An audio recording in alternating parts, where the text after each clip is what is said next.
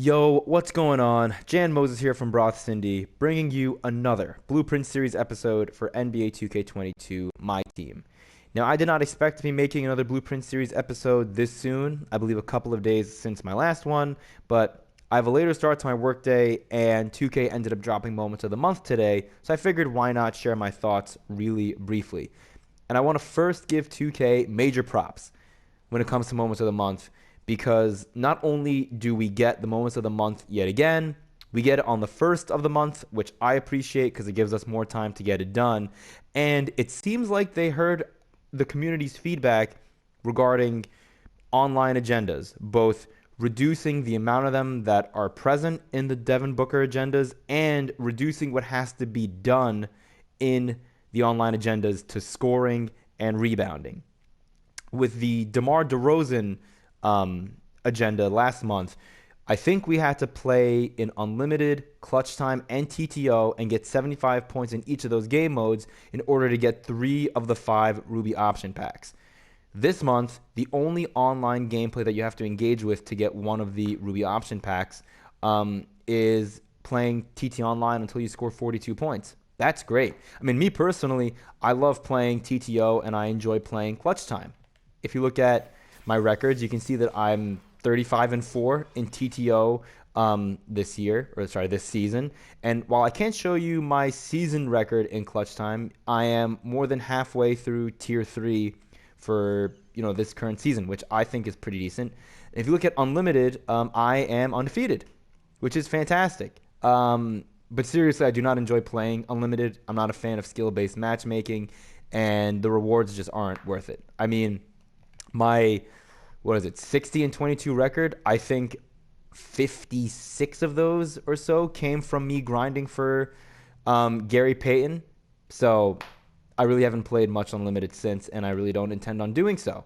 And 2K, I think, has taken that feedback into consideration. Also, not just by removing unlimited from a requirement to get a Ruby option pack, but really the only unlimited gameplay you have to do is going to be with the Pink Diamond Chris Middleton, where you have to score 34 points with him over multiple unlimited games, which I'm okay with because Chris Middleton, he's a Pink Diamond, and his offensive ratings look great. I don't think you're going to have much of an issue scoring with Chris Middleton, which is fantastic.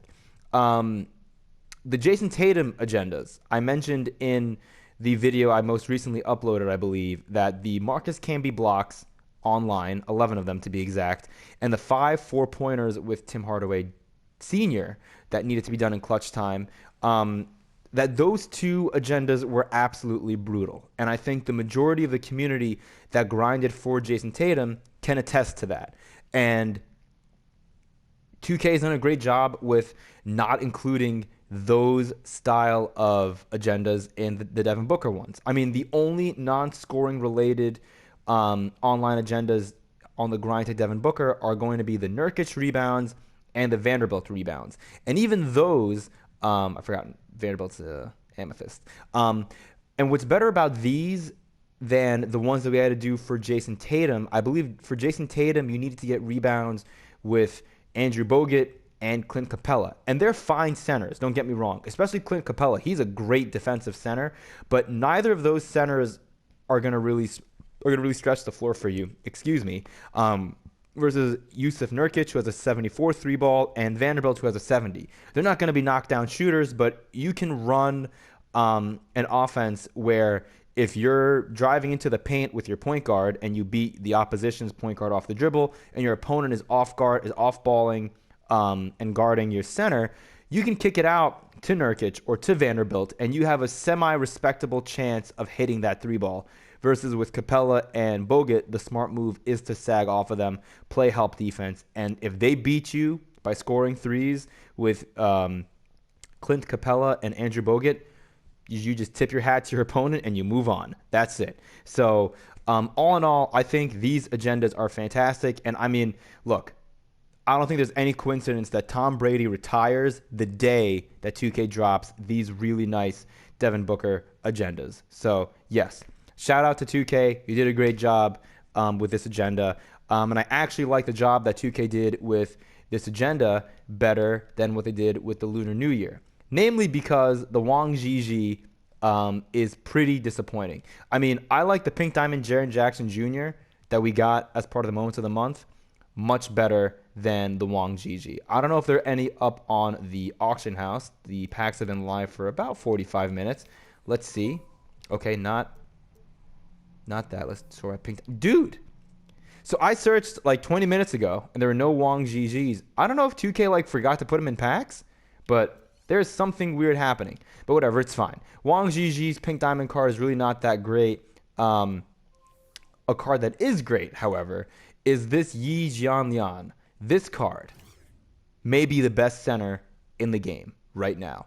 7 feet tall with a 7'4" wingspan, primary position power forward, which is great for people that are running Monty Williams or Quinn Snyder, such as myself, because he's going to get the +5 boost to speed and 3-ball, which is great. But stock, he has a 93-3, 86 ball handle. His finishing is going to be fine with the 85 driving dunk, 87 block, and 89 interior defense. You'd wish it to be a little higher on your center, but it'll definitely be more than fine on Jian Yan. 78 steal is great. 85 perimeter defense is great. The rebounding is pretty damn good. 83 speed and 82 speed with ball are pretty damn good, with 83 lateral quickness I like. 93 stamina is also pretty good.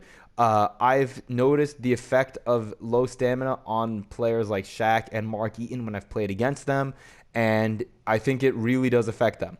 I feel like it affects the players that have to play on the perimeter a little less, but I just like having higher stamina on my players. So good to see a 93 stamina rating on this card.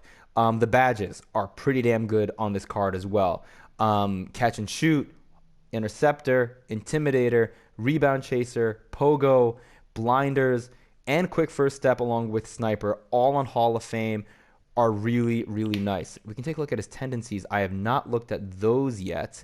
The shot 3 tendency, I don't know if there's a big difference between having a 0 versus having a 2, but I know the people that were good with Russell Westbrook noted that when they were using his Pink Diamond cards that came out, I think a month or so ago, I believe his tendency for spot up shot 3 is 0.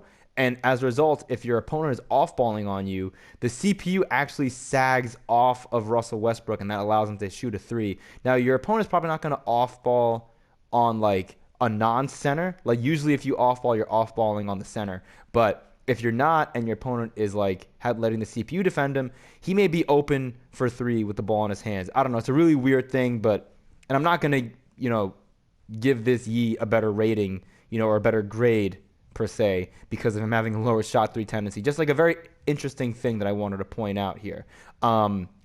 Let's take a look at his defense, though. Defensive tendencies, they look pretty good.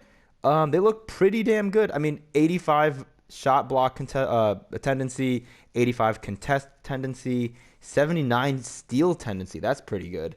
And his crash tendency is great. I really want this card. I really do.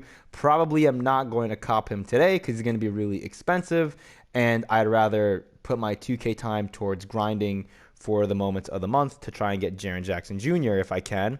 Again, the Wang Jiji is really not great, and the other players are really not that noteworthy. We also got Lunar basketballs, which are, whatever. All in all, though, a pretty nice content drop for 2K. One of the better content drops that we've gotten on a Tuesday, which is great. But again, I namely wanted to talk about the moments of the month. I think it's great. I still feel like it should have been Nikola Jokic and not Devin Booker.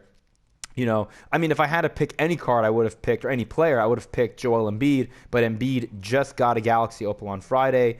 But I'm honestly shocked that it's not Nikola Jokic. I'm assuming this means that Jokic is getting a card maybe this Friday or next Friday, but I think I saw this crazy stat, and I could be wrong here, so I'm paraphrasing, but I believe Jokic is the first player to have 400-plus points, 200-plus rebounds, and 100-plus assists in one calendar month since 1976, and he's joining, I think, Wilt Chamberlain, Oscar Robertson, and Kareem as the only players to ever accomplish such a feat.